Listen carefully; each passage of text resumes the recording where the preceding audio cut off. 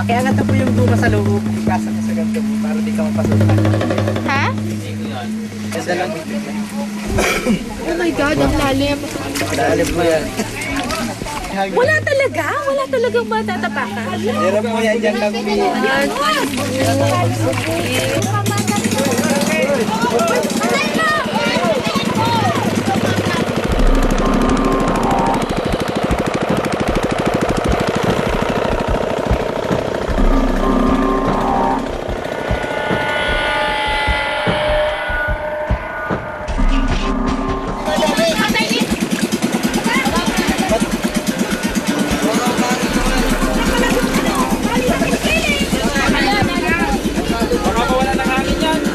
Hindi naman ito nagkahinga.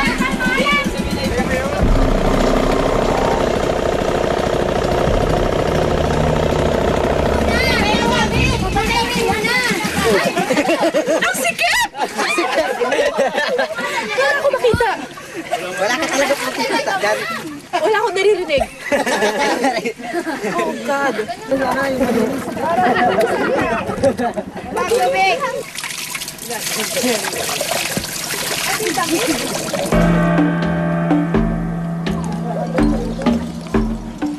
Nakakapraning sa ilalim.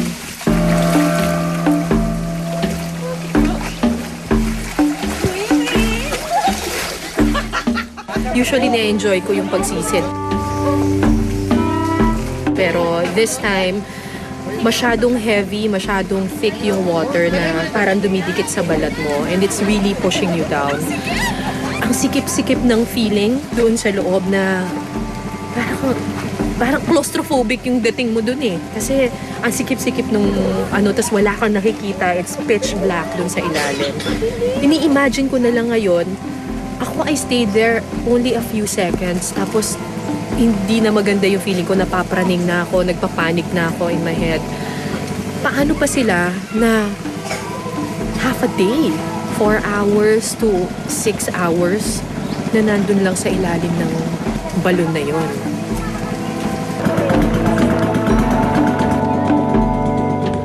Akala ko tapos na ang araw namin. Nagsimula na kasing umulan. Pero kulang pa raw ang naiipong ginto, kaya tuloy ang pamilya Dasco sa trabaho.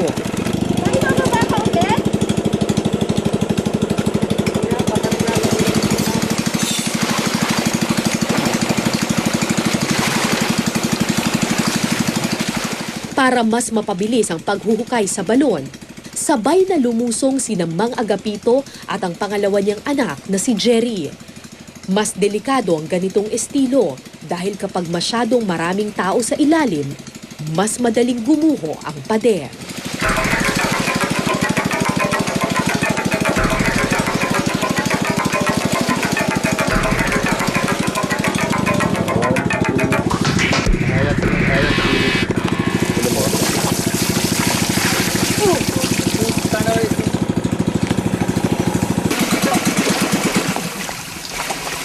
Alas 4 na ng hapon nang umahon ang mag-ama. Isa-isa nang inipon ni Jimmy ang laman ng akawan.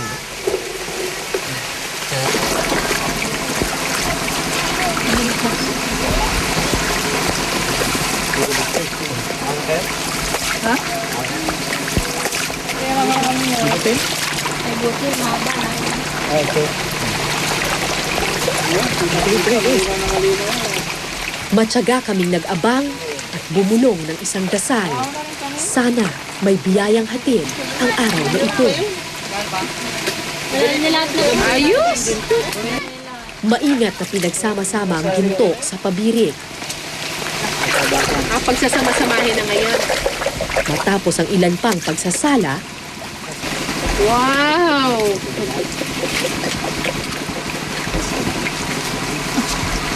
Ilan yan, Jim? Dalawang bahay lang. Oo. Dalawang bahay. 1 gramo lang may bit. 1 gramo lang yan. Gapiso lamang ang laki ng gintong nakuha ng mag-anak. Ito ang katumbas ng isang araw na pagod at pawis sa putikan. Sana, kapalit nito'y hindi barya lamang.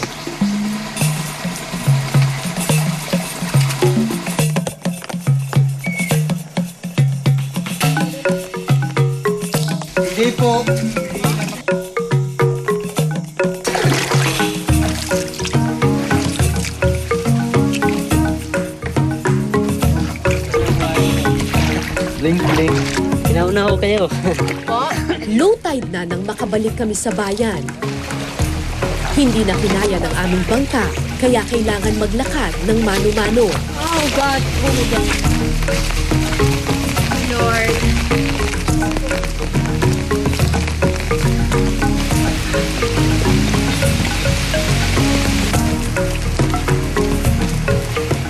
Makalipas ang isang oras, narating din namin ang tindahan ni Aling Diday, isa sa mga kilalang bumibili ng ginto sa Paracale.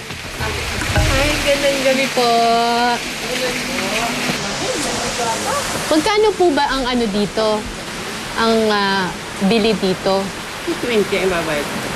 Magkano po? 820 po. 820 ang isang bahay. Ano po yun? Isang gram? Ay, Hindi. 2 gram. 2 gram. Ano yung nilalagay mo? Asin? Borax po. Borax. Agad na niluto ni Jimmy ang ginto para matanggal ang asoge o mercury nito.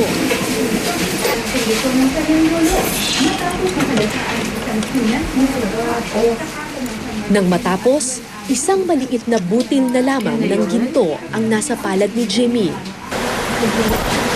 At nang timbangin ito, Dalawang bahay at 6 na palay. 1 gramo yan, saka 6 na palay. So, magkano po lahat? 1,886 pesos ang kabuang halaga ng nakuha ni na Jimmy. Akala ko ito na ang perang iuuwi nila. Pero nang mag-compute si Aling Diday, tila marami pa palang ibabawas sa kanilang kita. Ano po yung 138? Gasolina po na ginamit ng konkrito. Gasolina. Sa inyo rin bumili ng gasolina. Okay. So, aawas. Magkano lahat? 1,748. Ilan ba kayo maghahati-hati dyan? Ito lang po kami. 7. Ikaw? Hindi kami. Pati po makina. Anong makina? Yung ang ginamit natin. Yung motor na ginamit. Hindi sa inyo yung makina. So, babayaran nyo rin yun. Isang parte din po yun. Isang parte rin siya. Kayo rin ang may-ari ng compressor. Hindi po yung Sa huli, nakakuha lamang ng 1,495 pesos ang pamilya Dasco. Perang paghahati-hatian pa ng 6 na trabahador. Lumalabas na 249 pesos lamang ang makukuha ng bawat isa. Hindi na sinasama. 249 pesos, katumbas na isang buong araw sa putikan. Ang ginto para sa kanila, barya lang para sa marami sa atin. Mapapatanong ka tuloy, ginto pa nga bang maituturing ang kabuhayang ito?